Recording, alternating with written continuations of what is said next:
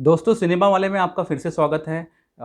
जैसे कि एक बहुत बड़ी ब्रेकिंग न्यूज़ आई है इस बार, फ़िल्म जगत से नहीं बट इस बार खेल की दुनिया से एक बहुत बड़ी न्यूज़ आई है कि महेंद्र सिंह धोनी, जो कि माही हमारे, इन्होंने रिटायरमेंट की घोषणा कर दी है और इंटरनेशनल क्रिकेट से इन्होंने रिटायरमेंट की घोषणा की है और आईपीएल खेलने वाले हैं। बट ये बहुत बड़ी न्यूज़ है और जो भारतीय खेल प्रेमी हैं और क्रिकेट प्रेमी हैं इनको एक बहुत बड़ा झटका लगा है, क्योंकि शायद महेंद्र सिंह धोनी की फ़ैन फॉलोइंग है वो सचिन तेंदुलकर और कपिल देव के बाद सबसे फेमस क्रिकेटर है इंडिया के। और जिस तरह से ये न्यूज़ उन्होंने इंस्टाग्राम पे शेयर की थी कि 7:29 के बाद उन्हें रिटायर समझा जाए। सो ये न्यूज़ पढ़ के पहले तो मुझे इस पर विश्वास नहीं हुआ और मैंने ये फेक न्यूज़ करके सोचा था, पर बाद में पता चला कि जी हाँ, महेंद्र सिंह धोनी ने अब रिटायरमेंट की घोषणा कर दी है। और उनके देखते-देखते ही उनके ख़ास दोस्त और उनके सह क्रिकेटर सुरेश रैना ने भी उनके आधे घंटे बाद रिटायरमेंट की घोषणा की है। और बहुत ही बड़ा झटका है भारतीय क्रिकेट प्रेमियों के लिए। और जहाँ तक मुझे याद है तो जब से मैंने क्रिकेट देखना शुरू किया है 1988, आई मीन 1988 में मैंने क्रिकेट देखना शुरू किया at the young age of 6 years old. और उस वक्त मुझे उतना क्रिकेट समझ में नहीं आता था और मेरे लिए सबसे पहले भगवान थे सचिन तेंदुलकर। और मैंने शुरू किया क्रिकेट उन्हीं की वजह से देखना। और धीरे-धीरे फिर सचिन के साथ मैं बड़ा होता गया। और एक एक एक ये था कि इंडिया वर्ल्ड कप कब जीतेगा, क्योंकि 1983 के वर्ल्ड कप के बारे में मैंने बहुत स्टोरीज़ सुनी थी। और और तो ये भी सुना था कि सचिन का भी एक सपना था कि वर्ल्ड कप वो जीते। और हर बार अनसक्सेसफुल हो जाते थे वर्ल्ड कप जीतने से।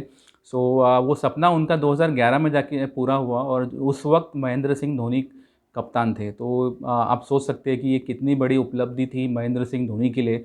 और 2011 के पहले 2007 में भी उन्होंने टी20 का वर्ल्ड कप जीता था इंडिया के लिए। इंडिया को टेस्ट क्रिकेट में नंबर 1 तक पहुंचाया। और उसके अलावा चैंपियंस ट्रॉफी भी जीती। सो एक ऐसे एकमेव कप्तान थे जो जिन्होंने सारी की सारी आईसीसी की ट्रॉफीज़ जीती है। दुनिया में ऐसा कोई क्रिकेटर नहीं है जिन्होंने ये सारी ट्रॉफीज़ जीते हैं। और महेंद्र सिंह धोनी की जितनी तारीफ़ की जाए उतनी कम है। सो मैं स्टोरी शुरू करूँगा उस दौर से जब मैं क्रिकेट देखता था। और मुझे हर बार ये बात खलती थी कि इंडिया में कोई ऐसा विकेट कीपर बैट्समैन नहीं है जो नीचे आके रन बना सके। और मैंने फ़ारूक इंजीनियर के बारे में बहुत सुना था। 1960s में वो खेला करते थे, उन्हें कभी देखा तो नहीं था स्क्रीन पे कि वो कैसे खेलते हैं, कि पर कहा जाता था कि वो बहुत अच्छे बैट्समैन हैं, लेकिन उन्हें कभी देखा नहीं था। सो उसके बाद जितने भी विकेट कीपर बैट्समैन इंडिया में आए, जैसे मैंने जब देखना शुरू किया तब किरण मोरे और चंद्रकांत पंडित ये विकेट कीपर हुआ करते थे। और उनकी बैटिंग मैं कह सकते थे मतलब ओके थी, ऐसी कोई एक्सेप्शनल नहीं थी।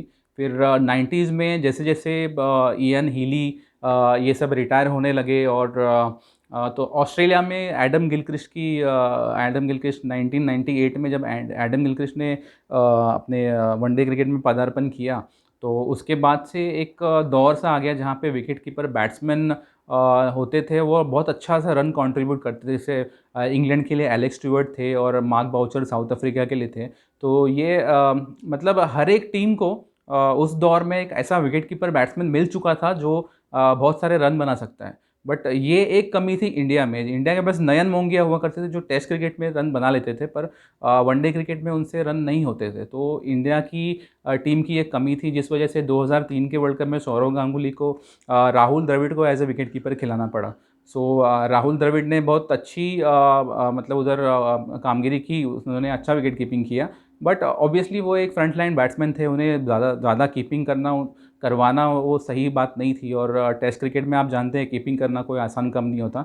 उस वक्त दिनेश कार्तिक और पार्थिव पटेल जैसे विकेट कीपर इंडिया के पास थे, लेकिन वो पार्थिव पटेल की बैटिंग अच्छी थी पर वो विकेट कीपिंग ठीक से नहीं कर पाते थे। दिनेश कार्तिक की बैटिंग अच्छी थी पर वो कीपिंग ठीक से नहीं कर पाते थे। एम एस के प्रसाद, सबा करीम और दीप दास गुप्ता जैसे विकेट कीपर्स इंडिया ने ट्राई किए। उसके बाद 2004 में जाके सौरव गांगुली ने शायद इन्हें कहीं स्पॉट किया, महेंद्र सिंह धोनी को। नायरोबी में एक अंडर 19 टूर्नामेंट हुई थी और शायद जवाहर श्रीनाथ ने उनको वहाँ देखा था, बिकॉज़ जवाहरलाल श्रीनाथ भी वहाँ उस वक़्त किसी तो कैपेसिटी में उपस्थित थे, तो उन्होंने धोनी की बैटिंग देखी हुई थी और धोनी ने बहुत सारे रन बनाए वहाँ पर। सो जवाहरलाल श्रीनाथ ने शायद सौरव गांगुली से ये बात कही थी, और सौरव गांगुली ने तब से धोनी पे ट्रैक रखना शुरू किया। और उस सौरव गांगुली की वजह से धोनी 2004 में इंडियन टीम में उन्होंने पदार्पण किया, और बांग्लादेश के टूर पे वो इतने सक्सेसफुल नहीं रहे, और उन्हें काफ़ी लो स्कोरिंग मैचेस झेलने पड़े।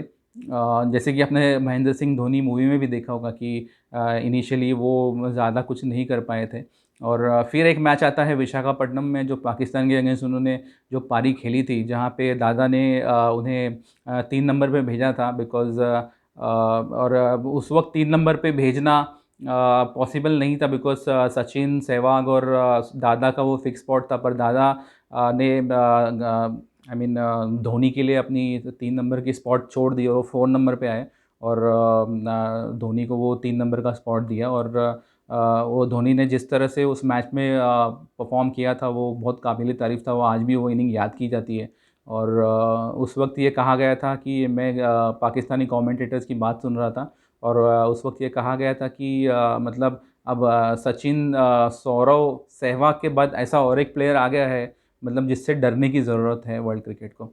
और उसके बाद आई थिंक धोनी ने कहीं पे मुड़ के नहीं देखा। 2007 में जब वेस्ट इंडीज़ में वनडे वर्ल्ड कप में, ओडीआई वर्ल्ड कप में जो बुरी तरह हार हुई थी इंडियन टीम के बाद, उसके बाद एक दौर आया जहाँ पे राहुल द्रविड़ ने कैप्टनसी छोड़ दी थी, और सब हमारे जो सीनियर प्लेयर्स हैं उन्होंने T20 वर्ल्ड कप जब ये नया नया आया था, तो उन्होंने ऑप्ट आउट किया था सारे सीनियर प्लेयर्स में। तब डिसाइड किया गया था कि धोनी को कप्तान बनाया जाएगा, और उन्होंने फिर हमें T20 वर्ल्ड कप जिताया, और उसके बाद तो फिर इंडियन टीम ने कहीं मुड़ के नहीं देखा। आई मीन मैं आज भी हाइलाइट्स देखता हूँ पुरानी मैचेस की, तो मुझे इंडियन टीम में बैटिंग बॉलिंग सारी चीज़ें नज़र आती है, पर फील्डिंग कहीं नज़र नहीं आती है। उस वक्त की फील्डिंग बहुत कमज़ोर थी इंडियन टीम को की, तो महेंद्र सिंह धोनी ने एक फील्डिंग का स्टैंडर्ड्स अपलिफ्ट किया, जो अब विराट कोहली आगे लेके जा रहे हैं। हम कहते हैं कि यो टेस्ट और ये सब चीज़ें जो है, जो फिटनेस लेवल जांचते हैं प्लेयर्स की, ये धोनी ने ही इंट्रोड्यूस किया था इंडियन क्रिकेट में, और जिसका फ़ायदा हमें आज देखने मिल रहा है कि जिस तरह से आज इंडियन टीम परफॉर्म कर रही है, वो कह सकते हैं कि धोनी की ही देन है। मानता हूँ कि उनका ओवरसीज़ टेस्ट रिकॉर्ड उतना अच्छा नहीं था, बट अगर हम कहें कि मेजर टूर्नामेंट्स जो धोनी के पहले की इरा में हम सोच ही सकते थे जीतने की, वो हम काफ़ी सारे टूर्नामेंट्स जीत कर आए, जैसे कि T20 world cup, ODI world cup, champions trophy, फिर एक ऑस्ट्रेलिया में ट्राई सीरीज़ था, कॉमनवेल्थ बैंक ओडीआई सीरीज़, वो भी हमने जीता था। टेस्ट में हम काफ़ी वक्त तक नंबर 1 रहे, और अच्छे अच्छे टीम्स को हमने हराया, और उसके बाद ऑब्वियसली 2011 में ओडीआई वर्ल्ड कप भी जीता, चैंपियंस ट्रॉफी जीती है। मतलब धोनी की जो उपलब्धियां हैं वो गिनाने के लिए कम पड़ जाएंगी।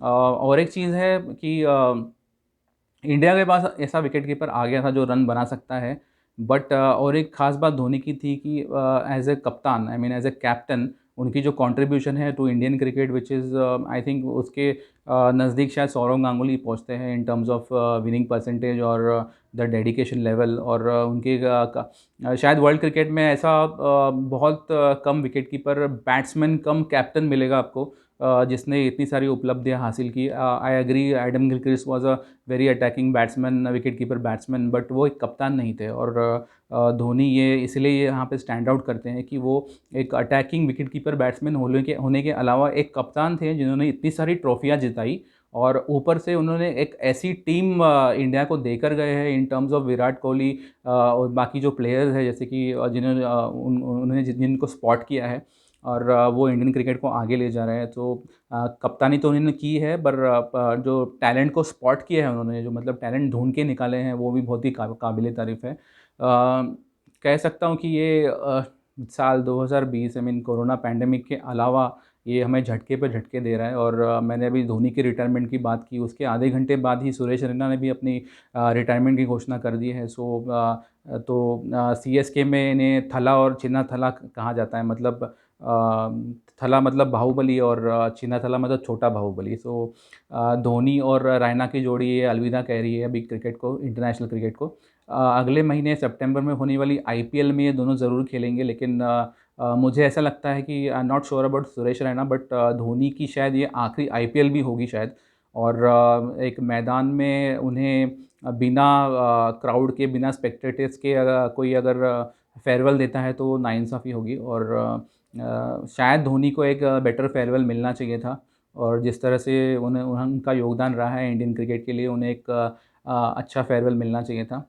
और जो शायद ये कोरोना पैंडेमिक की वजह से नहीं मिल पा रहा है, बिकॉज़ मार्च में आईपीएल थी और शायद वो आईपीएल उनका अगर अच्छा जाता तो वो अक्टूबर में टी20 जो होने वाला था ऑस्ट्रेलिया में, जो अब कैंसिल हो चुका है शायद, उसमें भी खेलते। बट अब डेस्टिनी को कुछ और ही मंजूर था। और धोनी ऐसे खिलाड़ी है शायद जिन्हें फेयरवेल और ये आखिरी मैच का जो फैनफेयर है शायद उन्हें इतना पसंद नहीं है। धोनी की ये रिटायरमेंट तो बहुत पहले आ जानी चाहिए थी, जब लास्ट ईयर हम लोग सेमीफाइनल में न्यूजीलैंड से वर्ल्ड कप में हार गए थे। और वो जो धोनी जो रन आउट हुए थे, वहाँ ही उनकी शायद रिटायरमेंट की घोषणा हो जाती। पर शायद उन्होंने टी20 2020 के टी20 वर्ल्ड कप उन्हें खेलना था और कोरोना पैंडेमिक की वजह से वो नहीं खेल पाए। सो ये था अपडेट धोनी के बारे में कि अब वो इंटरनेशनल क्रिकेट में हम एम एस धोनी को कभी देख नहीं पाएंगे। और बहुत दुख हो रहा है इस बात का। एक्चुअली मैं भी काफ़ी बार लास्ट 1-2 साल में धोनी को क्रिटिसाइज़ कर चुका हूँ कि अब उन्हें इंटरनेशनल क्रिकेट छोड़ देना चाहिए। बट कहीं न कहीं ये चीज़ जब आपके सामने आती है और आपको फेस करना पड़ता है तो थोड़ा दुःख भी बहुत होता है, बिकॉज़ जिस इंसान की हम बात कर रहे हैं वो उसका योगदान शायद इंडियन क्रिकेट के लिए बहुत ही ज़्यादा है। आई मीन कपिल देव के बाद शायद उनका सबसे बड़ा योगदान है इंडियन क्रिकेट के लिए एज़ अ कैप्टन। और बहुत ही दुःख की बात है कि धोनी को इस तरह से छोड़ के जाना पड़ रहा है। मैं शायद उनका आखिरी मैच स्टेडियम में होता तो मैं ज़रूर होता वहाँ पे, और मैं ज़रूर देखने जाता। सो और इसके अलावा सुरेश रैना ने भी रिटायरमेंट की घोषणा की है। सो सुरेश रैना भी शायद और 2-3 साल खेल सकते थे इंडियन टीम के लिए। बट एटलीस्ट टी20 में तो खेल ही सकते थे। बट उन्होंने भी रिटायरमेंट की घोषणा की है अपने ख़ास दोस्त और अपने कैप्टन की अनाउंसमेंट के बाद। सो ठीक है, अब उनकी घोषणा, आई मीन उनका जो डिसीजन है पर्सनल है, अब उसकी रिस्पेक्ट की जानी चाहिए। और मैं ये कहना चाहूँगा कि मैं धोनी को एक सौरव गांगुली या राहुल द्रविड़ की तरह आगे आगे जाके बीसीसीआई में किसी पद पे और किसी एज एन एडमिनिस्ट्रेटर और इस रोल में देखना चाहूँगा। बिकॉज़ जैसे कि हम जानते हैं कि Rahul Dravid is a NCA head nowadays, national cricket academy के हेड है। और अंडर 19 और ये सब क्रिकेट में वो यंगस्टर्स का काफ़ी हेल्प कर रहे हैं, और जिससे हमें इंडियन क्रिकेट आगे ले जाने में काफ़ी हेल्प हो रही है। Even Saurav Ganguly is the BCCI head nowadays, and शायद उनका टर्म अभी ख़त्म होने वाला है। बट वो क्रिकेट एसोसिएशन ऑफ बंगाल के भी प्रेसिडेंट रह चुके हैं और बीसीसीआई के भी हेड है। सो मैं चाहता हूँ कि धोनी भी आगे जाके इसी तरह किसी एडमिनिस्ट्रेटिव कैपेसिटी में इंडियन क्रिकेट का साथ दे। और इवन सुरेश रैना से भी यही उम्मीद है।